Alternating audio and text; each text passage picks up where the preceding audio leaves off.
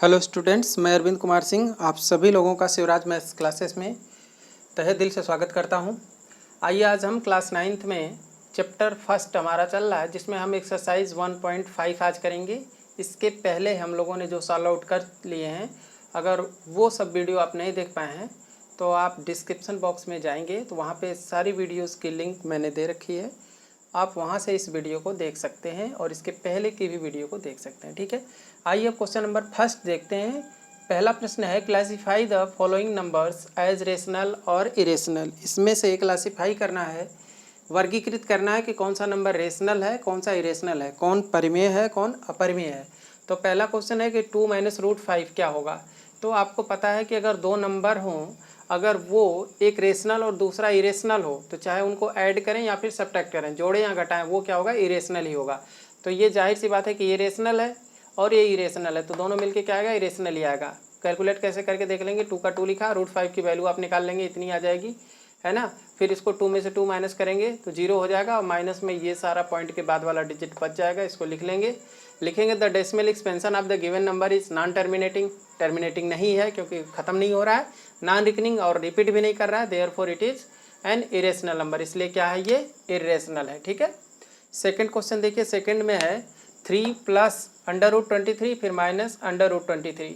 तो यहाँ पे एक रेशनल है, दूसरा इरेशनल, तो ये हो गया इरेशनल। अब इरेशनल में से माइनस कर रहे हैं इरेशनल, तो भी आंसर इरेशनल आना चाहिए। लेकिन यहाँ पे क्या होगा कि 3 + √23 इसको लिखा, फिर माइनस √23 लिखा, तो ये आपस में कैंसिल हो जाएंगे। √23 आपस में कैंसिल हो जाए तो ओनली 3 आएगा। तो 3 आएगा तो 3 को 3/1 लिख सकते हैं, इसलिए ये क्या हो जाएगा, rational. It can be written in the form p/q that is 3/1, so it is a rational number, इसलिए ये क्या हो जाएगा, ये रेशनल हो जाएगा। ठीक है, क्वेश्चन नंबर थर्ड, ये है 2√7 डिवाइडेड बाई 2√7। तो यहाँ पे क्या होगा कि √7 आपको दिख रहा है, दोनों कैंसिल हो रहे हैं न्यूमरेटर और डिनोमिनेटर से, तो बचा क्या, 2/7, ये 7 है। ठीक है ना, 2/7, तो which is also in the form p/q, ये भी p/q के फॉर्म में है, सो it is a rational number. तो ये भी क्या है, एक रेशनल नंबर है। 2/7 भी क्या है, रेशनल नंबर है। फोर्थ देखिए, क्वेश्चन नंबर फोर्थ है 1/√2। अब यहाँ पे एक रेशनल है और दूसरा इरेशनल है, तो डिवीज़न इनका हो या इनका रिमाइंडर हो या कोसेंट हो, है ना, वो सब क्या आता है कि दो नंबर हो, उनको डिवाइड कर रहे हैं, एक रेशनल दूसरा इरेशनल है, तो वो इरेशनल ही आता है। और रेशनल भी हो सकता है, तो इसमें कुछ भी हो सकता है। आइए पहले देखते हैं कैसे। 1/√2 लिखा, इसमें नीचे से रेशनलाइज करने के लिए √2 का ऊपर नीचे मल्टीप्लाई किया, ऊपर आ गया √2, नीचे इसका मल्टीप्लाई करने पे रूट हट जाएगा, ओनली 2 आएगा। इसकी वैल्यू हमने निकाला, वो आएगा 1.41421356। 2 से डिवाइड किया, 2 7 = 14, है ना, ऐसे, फिर 0 टाइम, फिर 2 7 = 14, इस तरह से आप डिवाइड कर लेंगे तो 7071067881 ऐसे आ जाएगा। इसमें भी कोई भी डेसिमल रिप्रेजेंटेशन जो है 1/√2 का नॉन टर्मिनेटिंग और नॉन रिकरिंग है, ना तो टर्मिनेट हो रहा है ना ही रिकरिंग कर रहा है, सो इट इज़ एन इरेशनल। क्योंकि जब रिपीट नहीं कर रहा और टर्मिनेट भी नहीं हो रहा तो ये भी क्या हो जाएगा, इरेशनल हो जाएगा। ओके, तो इस तरह से आपको ये क्वेश्चन करने हैं। आइए फिफ्थ देखते हैं। देखिए 2π, फिफ्थ में 2π है। 2π क्या है, रेशनल है कि इरेशनल। तो पाई तो पता ही हमको कि वो इरेशनल है, 2 से मल्टीप्लाई करेंगे तो जो भी आएगा वो भी इरेशनल ही होगा ना। तो लिखेंगे वी नो दैट π = 3.14159265, से पता नहीं कितने डिजिट तक इसकी वैल्यू कैलकुलेट कर सकते हैं। ठीक है ना, देयरफॉर 2π = 2, पाई की वैल्यू हमने ये पुट किया। ठीक है ना, अब 2 से मल्टीप्लाई, 2 3 = 6 हो जाएगा, 2 1 = 2, 2 4 जाएगा, ऐसे कर लेंगे तो ये आपका पॉइंट्स में वैल्यूज आ जाएगी। ठीक है ना, we know that the product of a rational number and irrational number, किसी रेशनल नंबर और इरेशनल, परिमेय और अपरिमेय का गुणा क्या होता है, ऑलवेज इरेशनल, हमेशा अपरिमेय होता है। सो 2π इज एन इरेशनल नंबर, इसलिए 2π क्या हो जाएगा, एक अपरिमेय संख्या हो जाएगा, इरेशनल नंबर हो जाएगा। ओके, आइए अब क्वेश्चन नंबर सेकंड में देखते हैं। सेकंड है simplify each of the following expression. दिए गए नीचे प्रश्नों को सिंप्लीफाई करना है, सरल करना है। ठीक है, पहला दिया है हमारा 3 + √3 × 2 + √2। तो आप पहले क्या करेंगे, इसका मल्टीप्लाई करना है, यहाँ पे कोई साइन नहीं तो मल्टीप्लाई है। ठीक है ना, तो आप करेंगे 3 + √3 × 2 + √2 लिख के, फिर क्या करेंगे, 3 का मल्टीप्लाई इस पूरे में करेंगे, तो 3 लिखेंगे, ब्रैकेट में 2 + √2 लिखेंगे, फिर क्या लिखेंगे, दूसरा वाला प्लस √3 लिखेंगे, फिर पूरा ब्रैकेट 2 + √2 लिखेंगे, ठीक है, इस तरह से। अब 3 का मल्टीप्लाई 2 में 3 × 2 प्लस का प्लस लिखा, फिर 3 का √2 में 3 × √2, फिर प्लस का प्लस लिखा, √3 का 2 में √3 × 2, फिर प्लस का प्लस लिखा, √3 का √2 में √3 × √2। तो 3 का 2 में गुणा 3 × 2 = 6, फिर 3 का √2 में 3 √2, फिर √3 में 2 का। तो ये भी ऐसा नहीं कि 3 × 2 = 6 अंदर नहीं होगा, ये 2 बाहर ही रहेगा, क्योंकि ये रेशनल है, इरेशनल है, तो 2 √3 होगा, ठीक है। और √3 √2 दोनों इरेशनल है, तो मल्टीप्लाई होगा, 3 × 2 = 6, √6 हो जाएगा। 6 का 6 हो गया, 3 √2 रहेगा, 2 √3 प्लस √6 रहेगा, यही आपका आंसर हो जाएगा। क्योंकि इनको हम जोड़ घटा नहीं सकते, आपस में जोड़ नहीं सकते, कोई सब डिफरेंट नंबर है, इसलिए इनको जोड़ नहीं सकते। ओके, अगला देखिए question number second. Question number second है 3 + √3 × 3 - √3। तो इसमें एक बार प्लस है और एक बार माइनस है, दोनों संख्याएं एक दूसरे से टैली कर रही हैं। तो इसमें हम फार्मूला जानते हैं, we know that a + b × a - b = a² - b²। ये फार्मूला आइडेंटिटी हमने पढ़ा है। तो a की जगह √3 है, a की जगह 3 है, b की जगह √3, ठीक है। तो 3 + √3 3 - √3। तो यहाँ a दोनों जगह, तो a² है, हमारा 3 है, तो 3² हो जाएगा। दूसरी जगह b है, तो यहाँ b² है, हमारा √3 है, तो √3 का स्क्वायर हो जाएगा। 3 का स्क्वायर 3 × 3, और √3 का स्क्वायर क्या होगा, √3 × √3। 3 3 = 9, √3 क्या होगा, ओनली 3 आ जाएगा, रूट हट जाएगा, 9 - 3 क्या आ जाएगा, 6 आ जाएगा। तो इस तरह से हम इसको सिंप्लीफाई कर लेंगे। उम्मीद है आपको ये दोनों क्वेश्चन समझ में आ गया होगा। ओके, आइए थर्ड पार्ट देखते हैं। थर्ड में है √5 + √2 होल स्क्वायर। तो दो टर्म है, इसका होल स्क्वायर है, तो यहाँ पे हम we know that formula a + b whole square = a² + b² + 2ab। तो यही फार्मूला इसमें लगा देंगे, a की जगह √5 और b की जगह √2 लिखना है, ठीक है ना। तो √5 + √2 होल स्क्वायर इक्वल होगा a² दैट इज √5 का square plus b² that is √2 का स्क्वायर प्लस 2ab मीन्स √5 × √2, ठीक है। अब √5 का स्क्वायर क्या होगा, स्क्वायर करने पे रूट हट जाएगा, ओनली 5 आएगा। √2 का स्क्वायर क्या होगा, यहाँ भी स्क्वायर करेंगे, रूट हट जाएगा, ओनली 2 आ जाएगा। 2 का 2 लिखा, अब 5 और 2 का अंदर में मल्टीप्लाई होगा, 5 × 2 = 10, √10 हो जाएगा।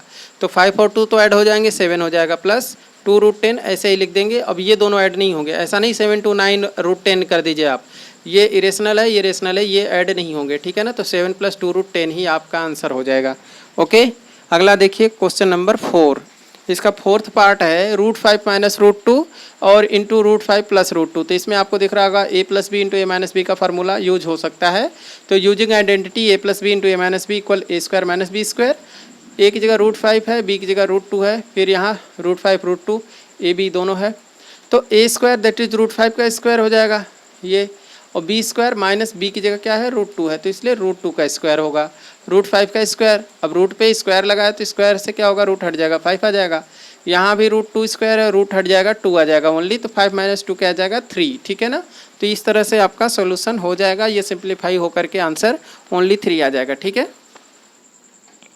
आइए क्वेश्चन नंबर थर्ड देखते हैं। क्वेश्चन नंबर थर्ड है कि recall pi is defined as the ratio of the circumference, है ना, let's see, of a circle to its diameter that is d, है ना, that is pi equal c/d। This seems to contradict the fact that pi is irrational. How will you resolve this contradiction. मतलब ये है कि recall pi defined as the ratio. हम जानते हैं कि पाई क्या होता है, पाई को होता है किसी भी सर्कल का जो परिधि है उसमें उसके व्यास से भाग दे दें तो वो हमारा पाई के वैल्यू के इक्वल होता है, ठीक है ना, किसी भी सर्कल के लिए। तो ये लगभग होता है, ठीक है ना। तो ये सर्कम्फ्रेंस है और ये इसका डायमीटर है। तो ये तो c/d एक तरह से आपको p/q की तरह दिख रहा है। तो ये तो एक रेशनल होना चाहिए, लेकिन आपको पता है कि पाई क्या है, इरेशनल है। तो यही बताना है कि कैसे ये जो कंट्राडिक्ट कर रहा है, जो विरोध कर रहा है कि ये परिमेय लग रहा है लेकिन परिमेय नहीं है, क्यों है, कैसे करेंगे।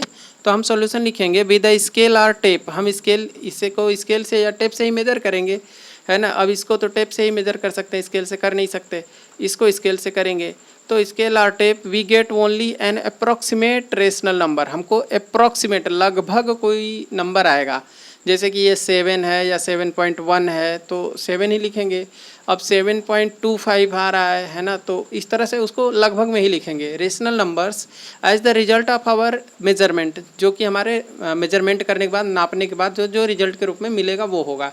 दैट इज़ वाई ऐसा इसलिए है, pi can be approximately represented as quotient of 2 rational numbers. तो ये जो 2 रेशनल नंबर आ रहे हैं, एक तो सरकमफेरेंस और ये डायमीटर, ये लगभग में है ना, इसलिए हम इसको लगभग, ये C/D लगभग में है, एक्यूरेट नहीं है ना। तो of 2 rational numbers as a mathematical truth it is irrational, जबकि ये सच क्या है कि ये मैथमेटिकल ट्रूथ है कि पाई क्या है, इरेशनल है। पाई को कैलकुलेट करना मुश्किल है, क्योंकि बड़े बड़े साइंटिस्ट जो हैं कुछ ही प्लेस तक इसकी वैल्यू फाइंड कर पाए थे। अब कंप्यूटर कुछ हद तक पॉसिबल है, लेकिन अभी तक ये एक मतलब इनडिटरमिनेट फॉर्म के रूप में अभी बना हुआ है, ठीक है ना। तो इस तरह से हम इसको कह लेंगे कि ये हमारा पाई जो है इरेशनल है, क्योंकि C/D जो है वो 2 जो नंबर आते हैं, एक ऊपर परिधि और नीचे जो व्यास आता है, ये लगभग दोनों होते हैं, इसलिए इसको हम ये नहीं कह सकते कि एक्यूरेट पाई ही है, ठीक है ना। तो पाई हमारा इरेशनल है। ओके, तो आपको उम्मीद है ये समझ आ गया होगा। ओके, तो आज की वीडियो में बस इतना ही। एक्सरसाइज 1.5 में हमने जो भी क्वेश्चन किए 3 तक, यहीं तक। और लास्ट में आपसे एक ही रिक्वेस्ट है, वीडियो को लाइक कीजिएगा, सब्सक्राइब कर लीजिएगा, चैनल पर नए होंगे तो लोगों के साथ शेयर ज़रूर कीजिएगा। आपके मित्र यार भी अगर इसको पढ़ेंगे समझेंगे तो अच्छा रहेगा, ठीक है, मेरी भी हेल्प होती रहेगी। थैंक यू वेरी मच, बहुत बहुत धन्यवाद आप सभी का।